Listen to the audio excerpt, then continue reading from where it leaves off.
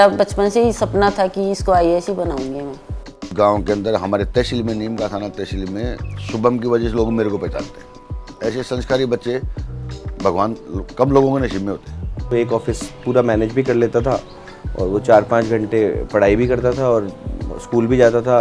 That made him a different kind of a person. वो शायद 2 साल का ही होगा उस टाइम पर, तभी से उसको पढ़ाई में इतना इंटरेस्ट था और इसी वजह से शायद पापा ने भी उसको लेके एक अलग सपने देखे थे कि हाँ वो ये मेरा एक सपना आईएएस बनने वाला पूरा कर सकता है। भैया ने फ़ोन करके हम लोगों को इन्फॉर्म किया कि वो आईएएस बन के इतनी खुश हुई, इतनी खुशी। पहले भैया से बोला भी नहीं जा रहा था कि वो आईएएस बन गए। तो बन गए, भैया बोले हाँ बन गया भाभी।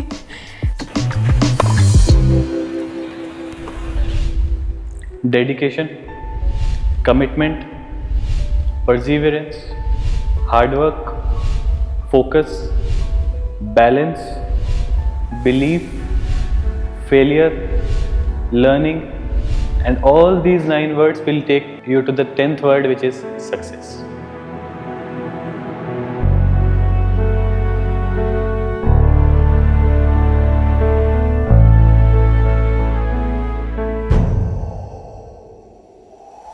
कुछ कर गुजरने का जुनून हो तो मंजिल कभी दूर नहीं लगती।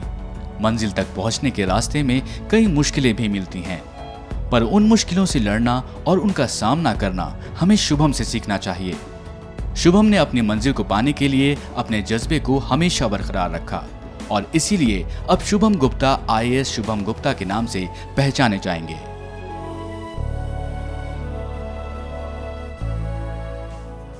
ये मेरा 4th अटैम्प्ट था यूपीएससी एग्जामिनेशन में। पहला अटैम्प्ट मैंने 2015 में दिया था, जिसमें मैं प्रीलिम्स पास नहीं कर पाया था। 2016 में मैंने प्रीलिम्स दिया, फिर मेंस दिया और फिर इंटरव्यू भी दिया और मेरी ऑल इंडिया रैंक 366 आई थी। उसमें मुझे Indian audit and account service मिला था और इस बार अभी तक मैं उसके बाद मैंने ट्रेनिंग स्टार्ट करी और मैं अभी ट्रेनिंग में ही हूँ वहाँ पे। 3rd अटैम्प्ट मैंने 2017 में दिया, उसमें मेरा दोबारा से प्रीलिम्स नहीं हुआ था और 2018 ये चौथा मेरा अटैम्प्ट था और इस बार मैंने ऑल इंडिया रैंक 6 हासिल किया। मेरी फैमिली में मेरे माता पिता हैं, उसके अलावा मेरे भाई हैं और भाभी हैं। इसके अलावा मेरी बहन भी हैं जो चार्टर्ड अकाउंटेंट है बाय प्रोफेशन। भाई मेरा सिविल इंजीनियर है बाय प्रोफेशन। 7th स्टैंडर्ड तक तो मैंने स्कूलिंग जयपुर से ही करी है। उसके बाद क्योंकि फैमिली में थोड़ी इकोनॉमिक कॉम्प्लिकेशंस हो गई थी तो स्टेट चेंज करना पड़ा बिज़नेस को लेके। तो फिर उसके बाद महाराष्ट्र के पास एक छोटा सा गाँव है धानू रोड, वहाँ पे हम रहे फ्रॉम 8वीं कक्षा से लेके तकरीबन 10 से 11वीं कक्षा तक।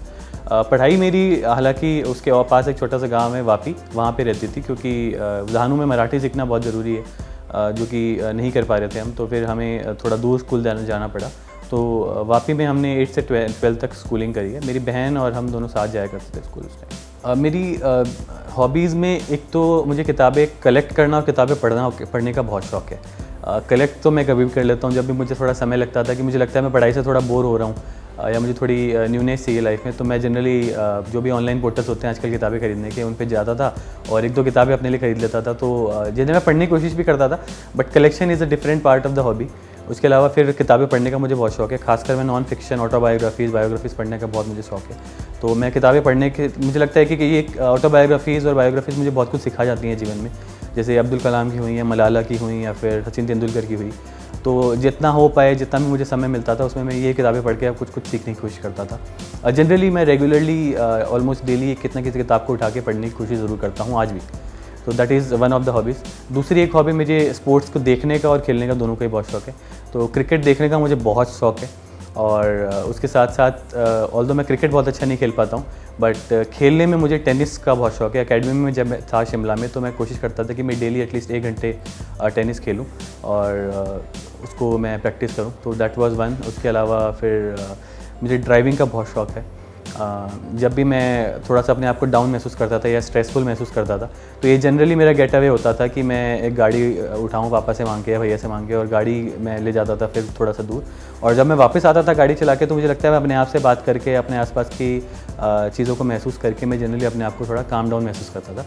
तो ये एक तरह से 3 मेरी सबसे ज़्यादा इंपॉर्टेंट हॉबीज़ हैं।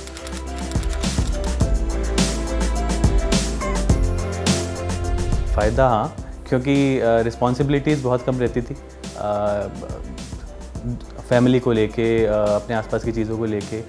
ज़्यादा पारिवारिक चीज़ों में मुझे इन्वॉल्व नहीं रहना पड़ता था, तो मैं अपने आप को रिलेटिवली फ्री महसूस कर सकता था उन सब चीज़ों को लेके।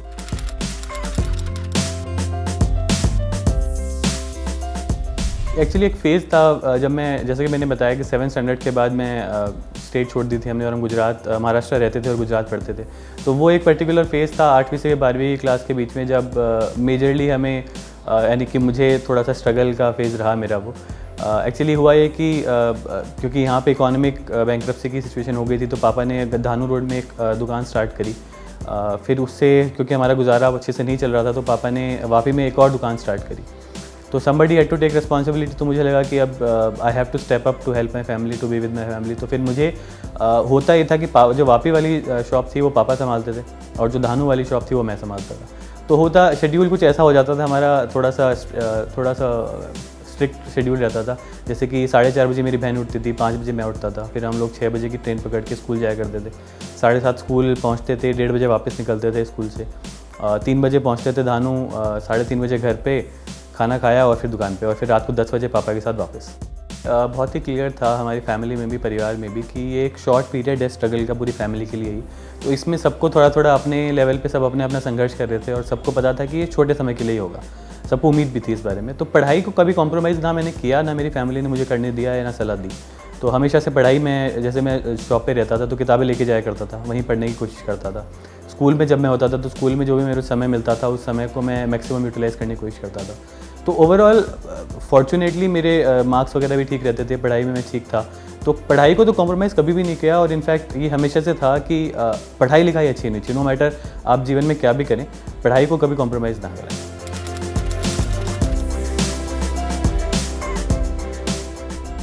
एक्चुअली सोचा था, मतलब इसकी एक्चुअली बहुत एक इंटरेस्टिंग स्टोरी है। जब मैं 5th स्टैंडर्ड में था तो मेरे पापा, क्योंकि बिज़नेस फैमिली से रहे हैं हम लोग, तो उनका इंटरेक्शन बहुत रहता है ब्यूरोक्रेट्स के साथ, तो अच्छा बुरा सभी टाइप के इंटरेक्शंस रहता है। तो एक बार 5th स्टैंडर्ड में, आई डोंट नो उनके दिमाग में कुछ चल रहा होगा, तो एक दिन उन्होंने मुझे ऐसे ही बिठाया। मैं बहुत छोटा था, इतने मुझे समझ भी नहीं आती थी चीज़ें उस टाइम। तो उन्होंने मुझे ऐसे ही बोला एक दिन कि मैं चाहता हूँ कि तू कलेक्टर बने।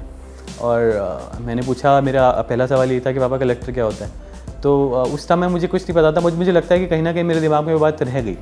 तो जैसे जैसे मैं बड़ा हुआ, जैसे जैसे मेरी स्कूलिंग और हुई, मैं majorly I think 10th 11th standard में जब मैं था, तो तब मुझे ये बातें रियलाइज़ होने लगी। और मैंने ये भी देखा कि मैं अल्टीमेटली अपने जीवन में जो करना चाहता हूँ, जो अचीव करना चाहता हूँ, जिससे मुझे खुशी मिलेगी जीवन में या मैं सेटिस्फाई हो पाऊँगा, वो करने के लिए एक्चुअली मेरे लिए बहुत अच्छा मीडियम हो सकता है। और that is I think when it actually struck a chord with me, कि मुझे लगा कि यही शायद मेरे जीवन का एक लक्ष्य होना चाहिए।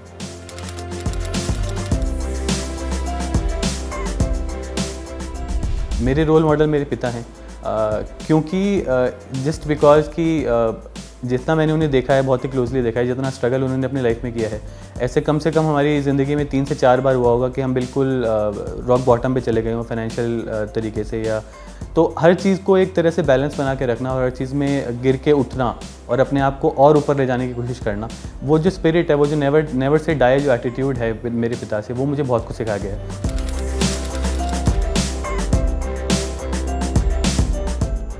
मोटिवेशन, जैसा कि मैंने बताया कि एक तो वो छोटा सा इंसिडेंट था मेरा जब मैं 5th स्टैंडर्ड में था, वो एक बहुत बड़ा फैक्टर बना मेरे लिए। और उसके अलावा फिर जैसे जैसे मैं इतनी आसपास की दुनिया को समझने लगा, जैसे कि मैंने बताया 8th से 12th में मैं काम करने लगा था, तो मेरे लोगों से इंटरेक्शन होने लगा, अपने आसपास की दुनिया को मैं थोड़ा ज़्यादा समझ रहा था उस समय पे। तो मुझे रियलाइज़ हुआ कि बहुत कुछ है जो हमारे देश में किया जा सकता है, लोगों के लिए किया जा सकता है। तो वो एक पर्टिकुलर फेज़ था लाइफ में जब मुझे लगा कि मुझे लोगों के लिए कुछ करना है। और फिर एज आई सेड कि फिर मुझे लगा कि एक माध्यम हो सकता है मेरे लिए, और एक अच्छा माध्यम हो सकता है कि मैं एक IAS बनने की कोशिश करूं।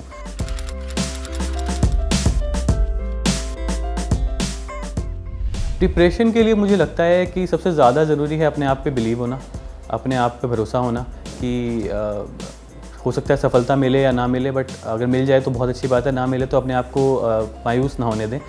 इस तैयारी में ऐसा बहुत बार हो जाता है, मेरे साथ हुआ है बहुत बार। तो अपने आप को बनाए रखें, तो सबसे ज़्यादा ज़रूरी है अपने आप पे भरोसा होना। और दूसरी बात सबसे ज़्यादा ज़रूरी है कि जब भी आप जो चीज़ कर रहे हैं उसमें अपना 100% दें, अपना हार्डवर्क को कभी कमी ना होने दें। आसपास की दुनिया इसी तरह होती है जब आपकी, क्योंकि हर इंसान बहुत कुछ अलग कर रहा होता है अपने आसपास, तो उस एनवायरनमेंट को ढूंढें अपने लिए जो आपके अपनी एबिलिटीज़ को बेस्ट निकालने के लिए आपको हेल्प करे।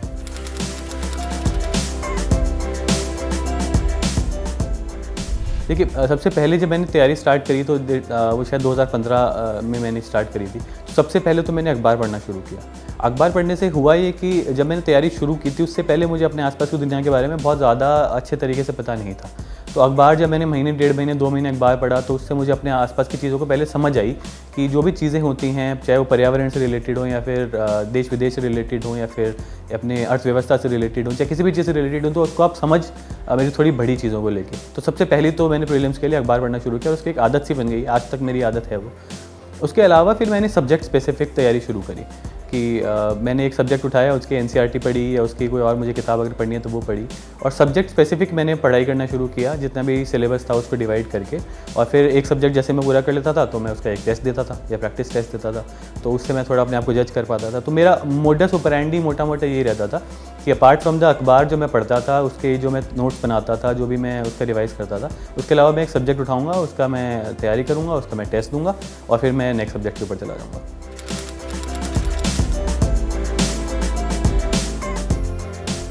प्रीलिम्स के लिए मेरा मानना ये है कि एक तो अखबार को ना छोड़ें।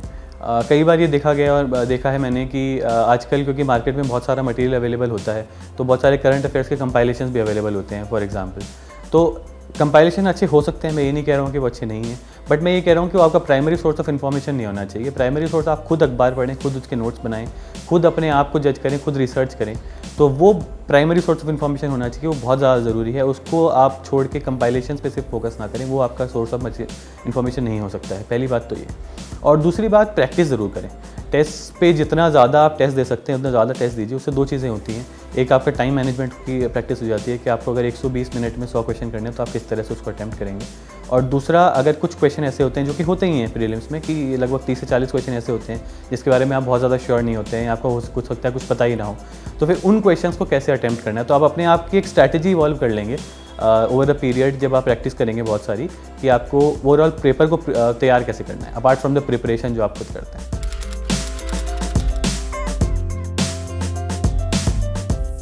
मेंस एग्ज़ाम में मेरा मीडियम इंग्लिश रहा है और तैयारी जो मैंने करी, एक तो मैंने जब प्रीलिम्स की तैयारी स्टार्ट करी थी तो साथ ही साथ मैंने मेंस की तैयारी भी स्टार्ट कर दी थी। तो मेरा ये मानना है कि ये इंटीग्रेटेड तैयारी है, ऐसा नहीं हो सकता कि पहले आप प्रीलिम्स की तैयारी करें, फिर मेंस की करें, फिर इंटरव्यू की करें, सब साथ साथ चलता है इसमें। फ़र्क सिर्फ इतना सा है कि आपको किस तरह से किस पेपर को अप्रोच करना है। प्रीलिम्स को आप थोड़ा फैक्ट्स को याद करने के तरीके से अप्रोच करते हैं और मेंस को थोड़ा एक्सप्रेशन ओरिएंटेड तरीके से अप्रोच करते हैं। तो फर्स्ट ऑफ ऑल तो मेंस की तैयारी के लिए मैंने शुरुआत से तैयारी कर दी थी, तो मेरे नोट्स वगैरह जो भी बनते थे वो शुरुआत से ही मेंस पर्सपेक्टिव को भी दिमाग में लेके चलते थे। उसके अलावा फिर ऑप्शनल सब्जेक्ट जो होता है मेंस के लिए, तो ऑप्शनल सब्जेक्ट के लिए मैंने शुरुआत से ही उसको एटलीस्ट प्रीलिम्स के पहले एक बार रीडिंग कर ली थी और कुछ ऐसे क्वेश्चन थे जो मैंने तैयार भी कर लिए थे। और थर्ड थिंग जो मेरी बहुत इंपॉर्टेंट रही है, जो मेरा हमेशा से फोकस रहा है, वो है आंसर राइटिंग प्रैक्टिस। मेरा ये मानना है कि एटलीस्ट जो मैं करता था कि हर पेपर का GS 1, 2, 3, 4 and optional 1, 2 and essay also, आप जितने भी पेपर हैं तो उन सब का एटलीस्ट 2 टेस्ट आप ज़रूर दें फाइनल एग्ज़ाम से पहले, ताकि उससे होगा ये अगेन कि जैसा मेरा फोकस हमेशा रहता है कि पेपर हमेशा कंप्लीट करना है, चाहे आपको क्वेश्चन आए या ना आए, बट आपको पेपर पूरा हमेशा कंप्लीट करना है। 50 पेज पूरे लिख के आने, ये मेरा मानना था अपने आप के लिए। तो मैं मेरे लिए टाइम मैनेजमेंट बहुत ज़्यादा क्रूशियल हो जाता था उस सिचुएशन में, तो मुझे प्रैक्टिस करने से मेरा टाइम मैनेजमेंट बहुत ठीक मैनेज कर लेता था मैं। और दूसरा, एज आई सेड, प्रीलिम्स के लिए भी कि कुछ क्वेश्चन ऐसे होते हैं जिसको आपके बारे में आपको पूरी नॉलेज नहीं होती है, तो उस क्वेश्चन को आप बेटर अटैम्प्ट कर पाते हो अगर आप पहले से काफ़ी ऐसी प्रैक्टिस कर लेते हैं क्वेश्चंस को लेके। तो ये एक रहता था। तीसरी चीज़, मैं एक छोटी सी चीज़ अपनी मुझे लगता है कि शायद ये एक स्ट्रैटेजी का मेरा एक पार्ट रहा है हमेशा से, कि कई बार होता है कि आप पेपर जब दे रहे होते हैं तो एक ऐसा क्वेश्चन आ जाता है या 2 ऐसे क्वेश्चन आ जाते हैं जो सिर्फ इसीलिए डाले जाते हैं थोड़ा सा आपको अनसेटल करने के लिए, ताकि आप की टेम्परामेंट टेस्ट की जाए। उसका आंसर आपको आए बहुत ज़्यादा लाजमी नहीं है, काफ़ी लोगों को नहीं भी आता है। तो उस ऐसे क्वेश्चंस में मेरी स्ट्रैटेजी रहती थी कि after finishing all the question जो मेरे को आते हैं, जिसको मैं ठीक ठीक लिख सकता हूँ, उसके बाद मैं इस क्वेश्चन पे आऊँगा और कुछ ना कुछ लिखूंगा इसके अंदर। उससे होगा क्या कि एग्जामिनर आपको कम से कम कितने दे सकता है, 0, तो 0 तो वैसे भी मिलेगा। तो अगर आप उस पर कुछ भी लिख देंगे, 1 पेज, 2 पेज, 1.5 पेज, जो भी आपको from your own common understanding, तो आपको थोड़ा सा अपर एज मिलता है इन टर्म्स ऑफ 1 या 2 या 5 नंबर, जो कि बहुत बड़ा इंपैक्ट क्रिएट कर जाते हैं फाइनल रैंक्स में। तो मुझे लगता है कि ये थोड़ा सा शायद एस्पिरेंट जो होंगे, जो मुझे देख रहे होंगे, उनके लिए अच्छी इन्फॉर्मेशन हो सकती है।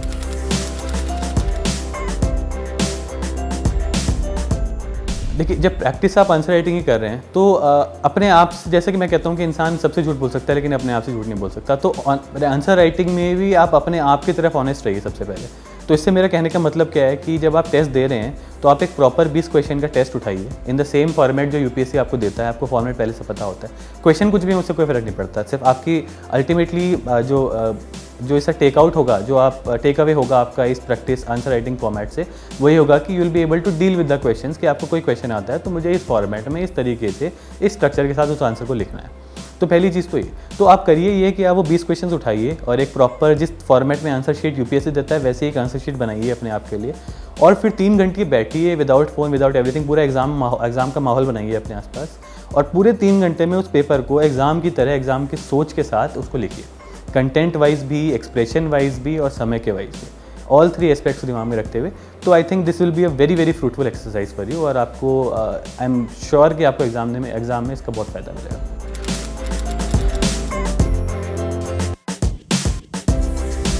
डूज़ एंड डोंट्स के लिए जो मुझे लगता है वो सबसे पहला तो ये कि आप रिवीजन पे फोकस करें। तो जब आप रिवीजन कर रहे हैं, तो चाहे प्रीलिम्स के टाइम पे हो या मेंस के टाइम पे हो, तो कम से कम 2 रिवीजन्स आप उस हर मटेरियल का करें जो भी आप पढ़ रहे हैं, जो आपको इंपॉर्टेंट लगता है, स्पेशली बिफोर द एग्ज़ाम। तो रिवीजन पे सबसे ज़्यादा फोकस होना चाहिए। इससे होगा ये कि आप जो भी चीज़ पढ़ेंगे उसको आप अच्छे से रिटेन कर पाएंगे और उसको एक्सप्रेस भी कर पाएंगे। तो पहली चीज़ तो ये। दूसरा, इस रिवीजन से होगा ये कि जब आप पढ़ रहे हैं तो आप क्वालिटी पे फोकस करें, क्वांटिटी पे नहीं। इससे मेरा मतलब ये है कि जनरली जब भी आप पढ़ रहे हैं, जिस किसी भी सब्जेक्ट को अगर आप तैयार कर रहे हैं प्रीलिम्स या मेंस के लिए, तो आप उस सब्जेक्ट की एनसीईआरटीज़ को पढ़ें और ज़्यादा से ज़्यादा आप एक रेफरेंस बुक को रेफ़र करें, उससे ज़्यादा नहीं। तो इससे होगा, जनरली होता ये है कि एस्पिरेंट्स को मैंने जितनी बात करी है उसमें कि आप बहुत सारी रेफरेंस बुक को फॉलो करने लगते हैं, जिससे होता ये है कि आप सेम ही चीज़ को अलग अलग भाषा में पढ़ते हैं, तो बहुत ज़्यादा क्वालिटेटिव लर्निंग नहीं हो पाती है। तो क्वालिटी आपके आंसर्स पे भी नहीं झलकती है और आपकी पर्सनालिटी में भी नहीं झलकती है। तो वो बहुत ज़्यादा ज़रूरी है कि आप अपने आप को रेस्ट्रिक्ट करें। मेरा हमेशा से ये मानना था कि या तो मैं किसी रेफरेंस को फॉलो ही ना करूँ, एनसीईआरटी जनरली सफिशिएंट होती हैं, और अगर मुझे लगता है कि मुझे ज़रूरत है तो मैं ज़्यादा से ज़्यादा एक रेफरेंस बुक को फॉलो करूँ। तो ये दूसरी बात। तीसरी बात ये कि जब आप आंसर राइटिंग कर रहे हैं या किसी भी टेस्ट को प्रैक्टिस कर रहे हैं, तो उसके बाद जब आप ये कर लेते हैं तो फिर आप अपने आप को एनालाइज़ करिए, अपनी गलतियों को ढूंढिए और अपनी गलतियों से सीख के उसे दोबारा रिपीट ना करने की कोशिश करिए। ये जनरल लाइफ लेसन भी हो सकता है, बट यूपीएससी में भी बहुत इंपॉर्टेंट होता है। 3 चीज़ें ही हैं। और चौथी और आखिरी चीज़ जो मैं आपको कहना चाहूँगा वो ये कि हालांकि बहुत ज़रूरी है कि आप लोगों की बात सुनें या फिर जो इस एग्ज़ाम में सफल हुए उनकी बात सुनें और उनसे सीखें, बट ये भी बहुत ज़्यादा इतना ही इक्वली ज़रूरी है कि आप अपनी खुद की एक स्ट्रैटेजी डिवाइड करें, अपनी खुद की एक स्ट्रैटेजी बनाएं इस एग्ज़ाम को अपीयर करने के लिए, एग्ज़ाम में अपने आप को सफल बनाने के लिए। तो ये चारों चीज़ें अगर आप दिमाग में रखेंगे तो मुझे लगता है बहुत ज़्यादा ज़रूरी भी हैं और बहुत ज़्यादा इम्पैक्टफुल भी होंगी। और कुछ एक ऐसी चीज़ जो मुझे लगता है जो आपको नहीं करनी चाहिए वो ये होनी चाहिए कि आपको ये ना फील करें कि यूपीएससी सिविल सर्विस एग्ज़ाम ही है जो आप जीवन में करना चाहते हैं और कुछ नहीं हो सकता जीवन में या कुछ नहीं होना चाहिए। तो यूपीएससी को एक सिर्फ मीन्स की तरह मान के चलें। मैं एक जनरली वर्ड यूज़ करता हूँ अंतर्ध्वनि, जिससे मेरा मतलब ये होता है कि आपके जीवन में करने का एक उद्देश्य होता है और वो उद्देश्य आपके जीवन की अंतर्ध्वनि बन जाता है। तो उस अंतर्ध्वनि को पाने के और भी माध्यम हो सकते हैं। तो ये बहुत ज़रूरी है और एक्चुअली बहुत इम्पैक्ट करता है कि आपके ऊपर वो प्रेशर बहुत क्रिएट करता है। अगर आपको सिर्फ एकमात्र स्रोत जीवन का आप बना लेते हैं तो वो ना बनाएं, वो ना होने दें अपने साथ। तो इस वजह से फिर आप अपने आप को थोड़ा अगर इन्वॉल्व रखेंगे एक्स्ट्रा करिकुलर एक्टिविटीज़ में, थोड़ा खेल कूद में भी, थोड़ा अपने आसपास की दुनिया को भी समझने की कोशिश करेंगे, थोड़ा अपने दोस्तों से भी मिलेंगे, बातें करेंगे, तो ये सब चीज़ें भी एक बहुत इंपॉर्टेंट मेथड हो सकता है इस तैयारी के दौरान।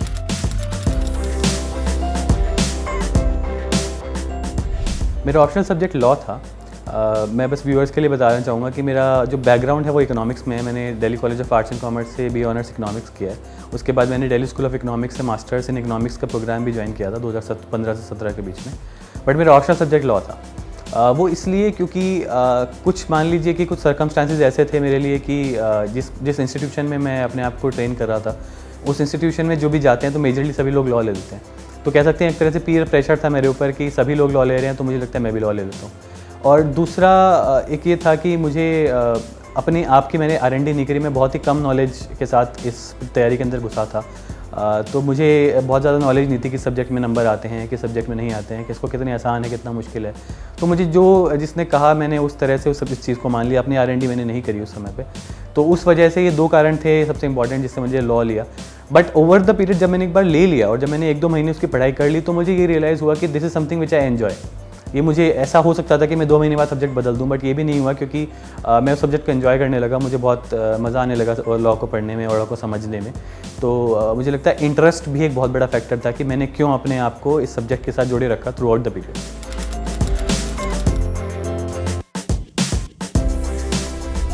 एक तो जहाँ मैं था, जिस इंस्टीट्यूशन में मैं था, वहाँ पे कुछ नोट्स मिलते थे हमें। तो एक वो जनरल सोर्स ऑफ इन्फॉर्मेशन मेरा रहता था फॉर ऑल द सब्जेक्ट जो भी मैंने पढ़े हैं लॉ में, पेपर 1 और पेपर 2 दोनों को लेके। तो जनरली मार्केट में इजीली अवेलेबल होते हैं, वो काफ़ी इंपॉर्टेंट और काफ़ी अच्छे नोट्स हैं। तो निर्वाणा के नोट्स हैं लॉ के, जनरली बहुत अच्छे माने जाते हैं, बहुत सब्सटैंटिव होते हैं, बहुत कॉम्प्रिहेंसिव होते हैं। तो वो एक रेफरेंस मटेरियल होता है, जनरली वो सफिशिएंट भी होता है अपने आप में, मोर और लेस। उसके अलावा बेयर एक्ट्स में पढ़ता था। बेयर एक्ट वो होते हैं जो अपने आप में एक्ट्स होते हैं, जैसे आईपीसी के, कॉन्ट्रैक्ट के, पार्टनरशिप के, कॉन्स्टिट्यूशन इटसेल्फ। तो ये सब चीज़ों का मैं थ्रेडबेयर पढ़ता था कि जो लिखा गया है, जो कानूनी भाषा में लिखा गया है, मैं उसको पढूं सबसे पहले और उससे अपनी अंडरस्टैंडिंग बनाऊँ चीज़ों को लेके। तो सबसे पहले वो एक सेकंड सोर्स ऑफ इन्फॉर्मेशन मेरा रहता था। और third source of information generally मैंने सिर्फ कॉन्ट्रैक्ट और टॉट के लिए रेफरेंस बुक का इस्तेमाल किया है सिर्फ। वो रेफरेंस बुक थी आर.के. बांगिया। जनरली बहुत ही छोटे छोटे टॉपिक जो मुझे लगता था कि मेरे नोट्स में या बेयर एक्ट्स में या फिर किसी और किताब में कवर नहीं हो रहे हैं, वो मैं इन किताबों से थोड़ा थोड़ा करके कवर कर लेता था। तो ये एक तरह से सब्सटैंटिव सोर्स ऑफ इन्फॉर्मेशन मेरी थी। मेथड मेरा मेंस वाला सेम था कि सबसे पहले मैं सब्जेक्ट को समझूँ, सब्जेक्ट को याद करूँ, सब्जेक्ट को प्रिपेयर करूँ, और जैसे मैं प्रिपेयर कर लूँगा फिर मैं एक टेस्ट दूंगा और फिर मैं उस टेस्ट को एनालाइज करूँगा। और एग्जाम से पहले मैं 2 टेस्ट दूंगा और सब्जेक्ट के, वो जनरल जो मेरे मेथडोलॉजी था मेंस को लेके, वही मेरे ऑप्शन को लेके। सभी माध्यम थे, कुछ कई बार मैं प्रीवियस ईयर्स पेपर सॉल्व कर देता था, क्योंकि मुझे हमेशा से ये मेरा बिलीव रहा है कि क्वेश्चन क्या करते हो, कौन सा सॉल्व करते हो, उससे फ़र्क नहीं पड़ता, आप क्वेश्चन में लिखते कैसे हो उससे बहुत फ़र्क पड़ता है। तो क्वेश्चन कुछ भी हो, ये मेरा कभी फोकस नहीं रहता था कि मुझे इसी इंस्टीट्यूशन का या यही पेपर मुझे सॉल्व करना है। जो भी मुझे मिल जाए, जो थोड़ा नया हो, जिसको मैंने पहले सॉल्व नहीं किया हो, वो वैसा कोई टेस्ट मैं अपने लिए ढूंढता था। कई बार मार्केट में इजीली अवेलेबल भी होते हैं टेस्ट, तो मैं वहाँ से अपने आप को अपने लिए सोर्स कर लेता था, या मैं generally previous years paper solve करता था। ऐसा नहीं हुआ कि मैंने अपने आप के लिए कोई टेस्ट बनाया हो, उसे सॉल्व किया हो, वो नहीं। जनरली इधर मार्केट से अवेलेबल हो या प्रीवियस ईयर्स पेपर।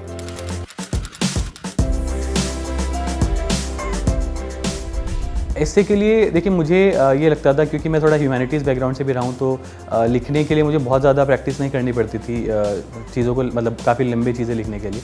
तो मेरा जनरली मेथड रहता था कि मैं टेस्ट, जिस दिन मेरा एस्से का पेपर है उससे 2 दिन पहले मैं एक एस्से लिख लूँ या 2 एस्से लिख लूँ, तो मुझे थोड़ा सा मैं उस ग्रूव में आ जाऊँगा जो एस्से पेपर लिखने के लिए चाहिए, जो आपको 10 से 12 पेज एक टॉपिक पे लिखने हैं।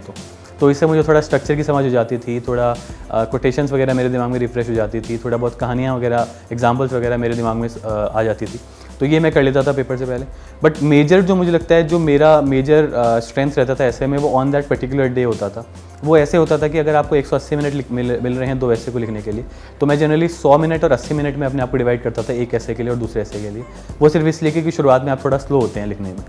तो 100 मिनट में मैं अपने आप को फिर आधा डिवाइड करता था, 50 मिनट स्ट्रक्चर बनाने के लिए और 50 मिनट एक्चुअली लिखने के लिए। स्ट्रक्चर में मैं कैसे बनाता था कि पहले मुझे सारे जितना भी ब्रेनस्टॉर्मिंग करके शुरुआत के 20 मिनट में जो भी पॉइंट्स मेरे दिमाग में आ रहे हैं उस पर्टिकुलर टॉपिक को लेके, वो मैं लिख लूँगा। After choosing the particular topic को मुझे इसमें ये लिखना है और इसके बाद ये लिखना है। और उसके बाद फिर उन टॉपिक्स को मैं एक लॉजिकल फ्लो में बनाने की कोशिश करूँगा कि पहले मैं इसको एक्सप्लेन करूँगा, इस पर एग्जाम्पल दूंगा या कोटेशन दूंगा, फिर मैं इसको लिखूँगा, फिर मैं इसको लिखूँगा, फिर मैं इसको लिखूँगा। उसके बाद लास्ट में जो स्ट्रक्चर है उसके 10 मिनट में सिर्फ कंक्लूजन और इंट्रोडक्शन के लिए देता था कि मुझे कंक्लूजन और इंट्रोडक्शन बहुत ही अच्छा लिखना है, ताकि क्योंकि अल्टीमेटली एग्जामिनर शुरुआत का पैराग्राफ तो हमेशा पढ़ेगा और लास्ट का हमेशा पढ़ेगा, बीच का कुछ पार्ट्स वो पढ़ेंगे। तो ये बहुत ज़्यादा ज़रूरी है कि आपकी शुरुआत और आपका ऐसे का अंत बहुत बढ़िया हो। तो मैं काफ़ी समय 10 मिनट लगभग उस चीज़ में देता था, और फिर यही मेरा सेकेंड ऐसे का भी फॉर्मेट जनरली रहता था।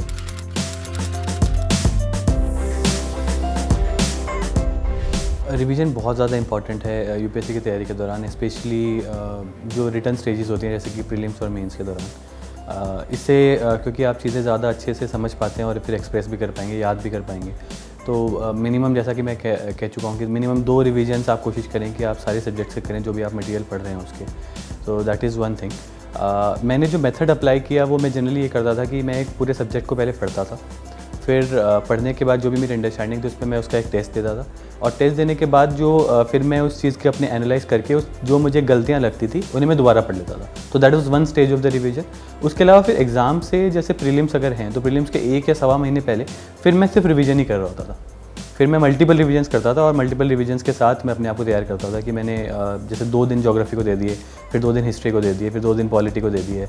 ऐसे मैं अपने आप को तैयार करता था और मैं कोशिश करता था कि 2 से 3 रिवीजन में हर सब्जेक्ट के कर लूँ, क्योंकि याद रखना बहुत मुश्किल है इतनी सब चीज़ों को। तो फिर रिविजन से होता है कि आपकी कहीं ना कहीं आपके सबकॉन्शियस में चीज़ें रह जाती हैं, वो एग्ज़ाम में आपको हेल्प कर जाती हैं।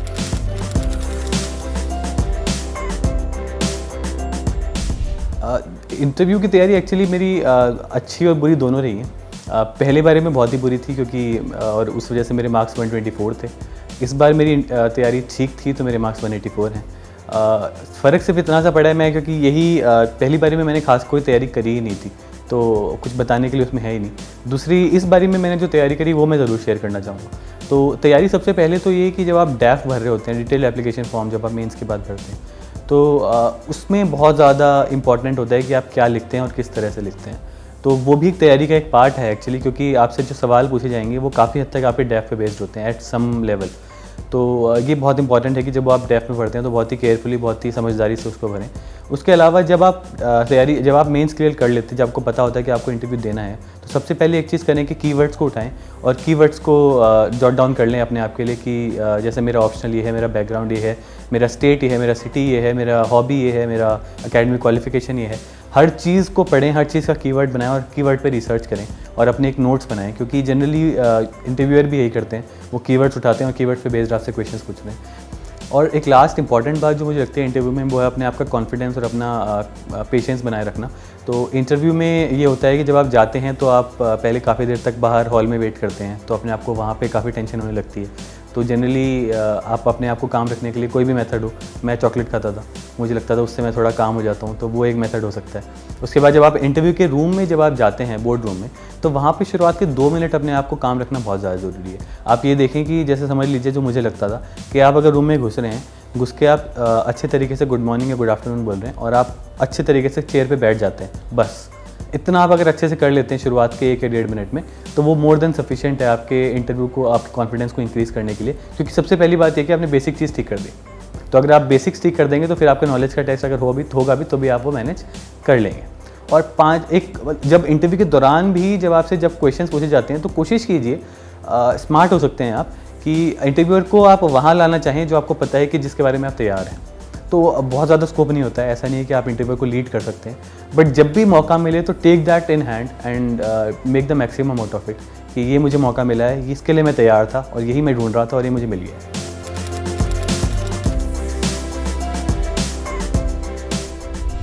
जैसा कि मैंने कहा, पहले मैंने चॉकलेट खाई उसके बाद मैं जैसे इंटरव्यू में गया तो मैंने ये इंश्योर किया कि मैं बेसिक चीज़ें अच्छी करूँ, विश अच्छा से कर दूँ उनको, उसके बाद मैं बैठ अच्छे से जाऊँ।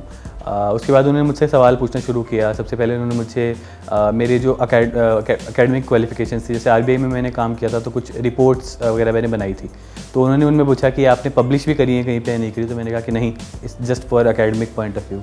फिर उन्होंने पूछना शुरू किया सवाल मुझसे। तो मेरा इंटरव्यू जो था वो लगभग चौथे पैनल मेंबर तक सिर्फ इकोनॉमिक्स बेस्ड था, और इकोनॉमिक्स में भी बैंकिंग पॉइंट ऑफ व्यू से कॉन्सेंट्रेटेड था कि मुझे कॉन्सेप्ट्स पूछ रहे थे, बेल इन बेल आउट कॉन्सेप्ट पूछा, बैंकिंग स्ट्रक्चर पूछा, अनएम्प्लॉयमेंट पूछा, audit of public sector banks पूछा। तो बैंकिंग से रिलेटेड एक तरह से जितना भी कुछ हो सकता था मुझे सब कुछ पूछ चुके थे वो लगभग पहले 4 मेंबर तक।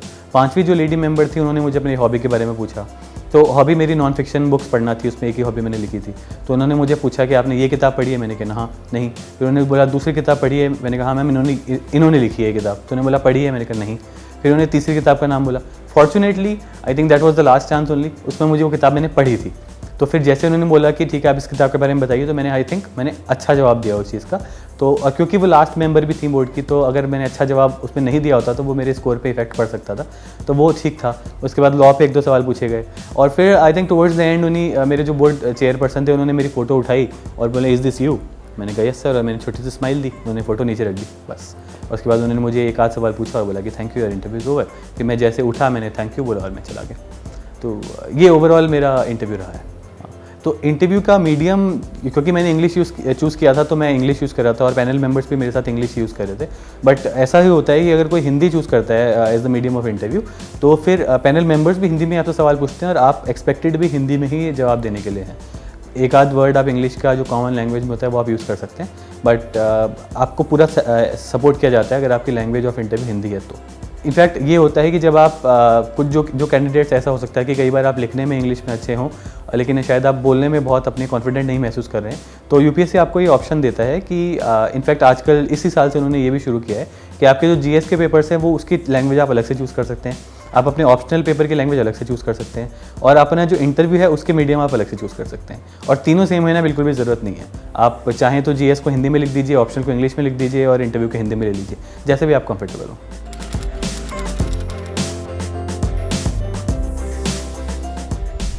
जैसा कि मैंने कहा आपको कि मैं किताब रेफरेंस बुक्स में लिमिटेड यूज़ करने पे फोकस हमेशा करता था, जहाँ तक हो मैं अवॉइड ही करता था कि मुझे एनसीईआरटीज़ और थोड़ा बहुत जो मटेरियल दूसरा मिलता था उससे मेरा काम हो जाए।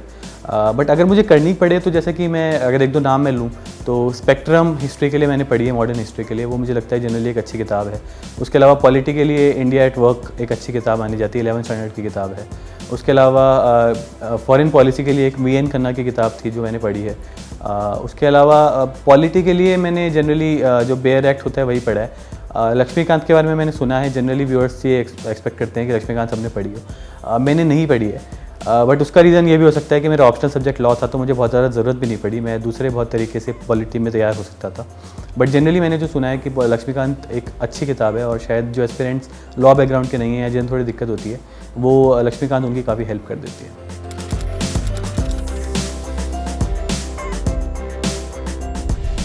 इंटरनेट का यूज़ देखिए दो मेथड से मैंने किया है।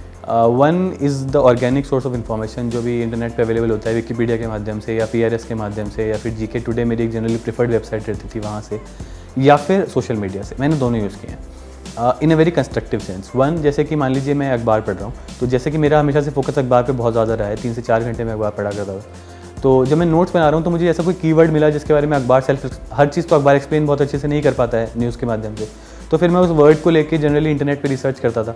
और या तो मुझे मेरी कुछ प्रीफर्ड वेबसाइट्स होती थी किस इन्फॉर्मेशन को लेके, अगर मुझे उस वेबसाइट पे वो इन्फॉर्मेशन मिल जाए तो मैं उस पर बिलीव करता था। Otherwise I will try to find कि मुझे जहाँ से इन्फॉर्मेशन डिटेल में जो मैं चाह रहा हूँ वो मुझे मिल जाए, तो वो एक सोर्स ऑफ इन्फॉर्मेशन मेरा रहता था। बट जनरली मैं कोशिश ये करता था कि जो ट्रस्टेड सोर्सेज हों, जो अच्छी वेबसाइट्स हो, जो नॉन वेबसाइट्स हों, मैं वहाँ से अपनी इन्फॉर्मेशन इकट्ठी करूँ। विकीपीडिया पे लास्ट रिजॉर्ट माना जाता है क्योंकि विकीपीडिया सभी को पता है कि सेल्फ एडिट कर सकते हैं आप उसे, तो बहुत ज़्यादा ऑथेंटिक होने के चांसेस हैं भी और नहीं भी, तो इस वजह से उसे जहाँ तक हो सके अवॉइड करें। बट अगर it's generally generic source of information तो उस तरह से उसको यूज़ कर सकते हैं। उसके अलावा सोशल मीडिया पे मैं जनरली फेसबुक और इंस्टाग्राम यूज़ करता था।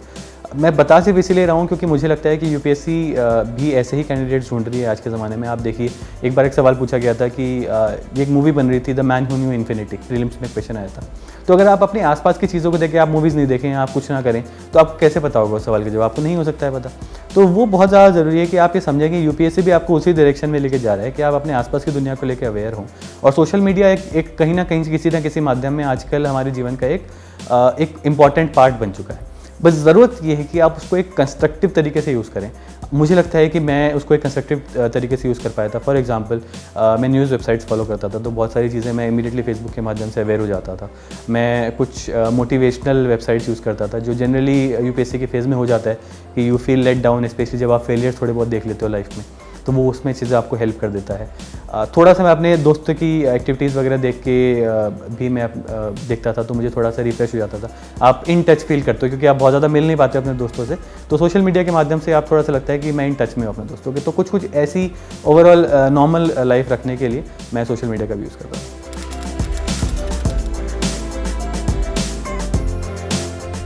देखिए, कोचिंग ज़रूरी तो नहीं है लेकिन बुरी भी नहीं है। उसका कारण ये है कि अगर आप कोचिंग अफोर्ड नहीं कर सकते हैं, जो कि कई बार हो सकता है अगर आप थोड़े से गरीब परिवार से आते हैं, तो आजकल इंटरनेट इनके ज़माने में इतनी इन्फॉर्मेशन ओपनली अवेलेबल है, इतना सामान वेबसाइट्स पे और वीडियोस पे यूट्यूब पे अवेलेबल है कि अगर किसी चीज़ को आप फॉलो ना भी करें तो आपकी ज़रूरत नहीं है, कोई फ़र्क नहीं पड़ता। आप अपनी तैयारी, लेकिन हालांकि कोई आपको फिर भी एक गाइडेंस चाहिए होगा, कोई व्यक्ति या कोई इंस्टीट्यूशन या कोई सोर्स जो आपको गाइड कर पाए कि मुझे इस तरीके से तैयारी करनी है और ये एक पर्टिकुलर पॉइंट है जहाँ पे आके मुझे छोड़ देना है इस पर्टिकुलर सब्जेक्ट को। क्योंकि इतनी इन्फॉर्मेशन है कि अगर आप सब कुछ पढ़ने लगे तो आप फिर पढ़ते रह जाएंगे, फिर तो आप अपने आप को कॉम्प्रिहेंसिवली रिवीजन तक पहुँचा ही नहीं पाएंगे, आप उस तरह से कॉन्फिडेंट फील कर ही नहीं पाएंगे। तो that is why self study भी की जा सकती है। कोचिंग सिर्फ यही कर देता है जो मैं आपको कह रहा हूँ। वो आपको एक गाइडेंस की तरह हेल्प कर देता है, आपको एक डायरेक्शन दे देता है, आपको एक मटेरियल में स्टॉप करना कहाँ करना है, कहाँ पे आपको अपनी पढ़ाई रोकनी है, वो आपको बता देता है। तो कुछ चीज़ें इस तरह से आपको हेल्प कर देता है। बाकी अल्टीमेटली पढ़ाई खुद को ही करनी होती है, समझना अपने आप को ही होता है, एक्सप्रेस अपने आप को ही करना होता है, पर्सनैलिटी आपकी खुद की है, तो सब चीज़ें अल्टीमेटली करनी खुद की ही है। बस एक डायरेक्शन वाली बात है, गाइडेंस वाली बात है जो आई थिंक कोचिंग कर देता है।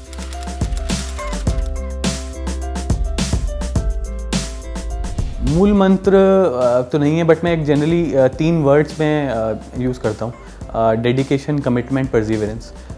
उससे मेरा मतलब ये है कि एक तो आप अपने निष्ठा के साथ काम करें जो भी आप कर रहे हैं, अपने आप को कमिट करके काम करें कि जो भी मैं कर रहा हूँ उसमें मैं बेस्ट दूंगा अपना, और तीसरा हार ना माने, पेशेंस रखें, संयम रखें। जीवन में मेरा ये मानना है कि अगर आप किसी चीज़ के लिए बहुत ज़्यादा मेहनत करते हैं और आप अच्छी नीयत के साथ मेहनत करते हैं तो उसका फल आपको ज़रूर मिलेगा, किसी ना किसी सोर्स में ज़रूर मिलेगा, और वो मिलता ही है। तो अपने आप को फोकस अपना ना हटने दें, फोकस हमेशा करते रहें। और मुझे पूरा भरोसा है कि अगर आप लोग अच्छे से मेहनत करेंगे और पूरी लगन के साथ मेहनत करेंगे तो आपको रिजल्ट जरूर मिलेगा।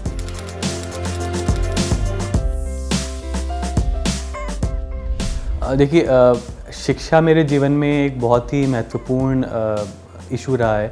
एक मेरे दिल के बहुत ही करीब एक टॉपिक है जो मेरे दिमाग में रहता है हमेशा, तो स्पेशली महिला शिक्षा। और तो ये मेरा सबसे इम्पॉर्टेंट फोकस एरिया रहेगा जब मैं जहाँ भी पोस्ट होऊंगा मैं उसके बाद।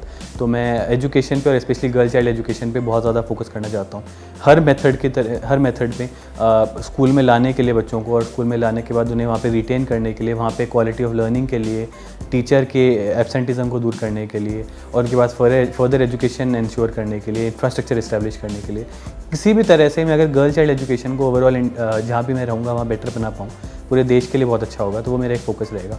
उसके अलावा मुझे लगता है कि जनरली एक थोड़ा सा प्रॉब्लम ये हो जाती है बिकॉज जो हमारा काम का नेचर है उसमें ये हो जाता है कि हम बहुत ज़्यादा समय लोगों को नहीं दे पाते हैं। तो मेरा ये मानना है कि मैं कोशिश इसकी ज़रूर करूँगा, एटलीस्ट मैं अभी ये मानता हूँ बिल्कुल कि जो मैं अपनी जॉब में चला जाऊँगा तो मैं एक्सेसिबल रहूँगा लोगों के लिए, लोग मुझे अप्रोच कर पाएंगे अपनी समस्याओं को लेकर, और अगर मैं उनकी समस्याओं सिर्फ सुन भी पाऊँगा तो मुझे लगता है कि 50% प्रॉब्लम मैं वहीं से सॉल्व कर दूँगा। तो वो एक मेरा इम्पॉर्टेंट पार्ट ऑफ जॉब रहेगा, मुझे लगता है पर्सनली, अपने पर्सनल लेवल पे, कि मैं जनरली लोगों के लिए अवेलेबल रहूँगा at whatever I can be, और मैं उनकी प्रॉब्लम्स को सुनूँगा भी।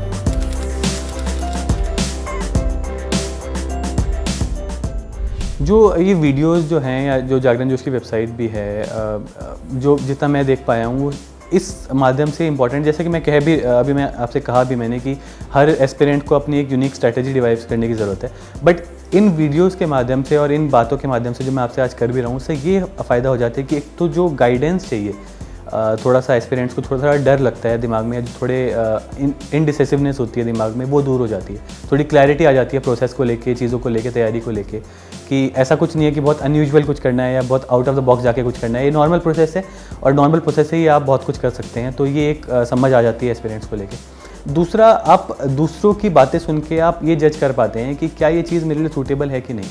तो कुछ बेसिक बातें हैं जो आप करनी चाहिए वो आप सीख जाते हैं, और कुछ बेसिक बातें हैं जो आपको नहीं करनी चाहिए वो भी आप सीख जाते हैं। तो आपको ओवरऑल अपने एक तैयारी का माध्यम तैयार करने में ये वीडियोज़ जो हैं वो हेल्प कर सकते हैं।